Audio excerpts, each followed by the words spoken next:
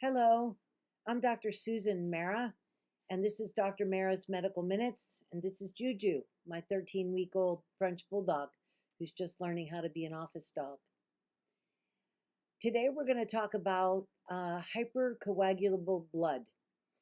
So that's a big, long word for thick blood. And we see this quite frequently in many different infections, but for sure in tick-borne infections, and we see it quite a bit in people that have Bartonella. There seems to be a genetic piece to this, as there is to everything. Clearly, there are some people that are more coagulable than others. And, that's von Willebrand's factor 8 and factor 5, which contributes to clotting. So what exactly am I talking about? Well, hypercoagulable blood can be seen on just a regular blood test through LabCorp, and you'll see elevated D-dimer. You might see elevated PI1, plasminogen activating inhibitor. You might see elevated thrombin. You might see fibrin abnormal. These are all indicators that you have coagulation due to a hyperimmune response. And this is not uncommon. It's very common. And what it does is it makes it much more difficult for blood to flow, and it's a nice environment for biofilm to develop because biofilm loves fibrin. Fibrin is a monomer that kind of sets the stage or the cytoarchitecture for the biofilm community, and especially in the vasculature, and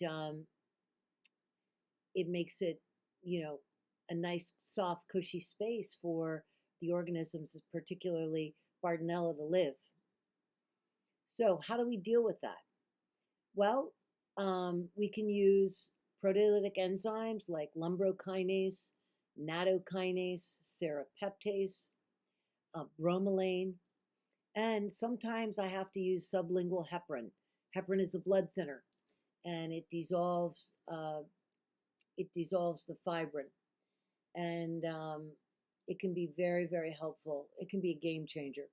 So people who have pretty serious biofilm and hypercoagulable blood, which, by the way, you can see on a regular blood draw. If your phlebotomist is having trouble not getting the vein, but they're in the vein and the blood is coming out slowly, you can be pretty sure that you have some form of hypercoagulable blood. And so your blood just clots very quickly. Right, Juju? So, it's something that we definitely want to deal with if you have tick-borne illness. We also kind of see it in mold too, but not as much. And, we definitely saw it with COVID. So it's a characteristic, I think, of chronic infection. That's what I think mostly it is. And immune activation. So the remedies are proteolytic enzymes like Lumbrokinase, Nattokinase, Serrapeptase, and Bromelain. You need to take them on an empty stomach, otherwise they won't work well, and sublingual heparin. So that's how we can manage hypercoagulable blood. Alrighty, I hope you found this to be helpful, and Juju and I are signing off. Have a great day.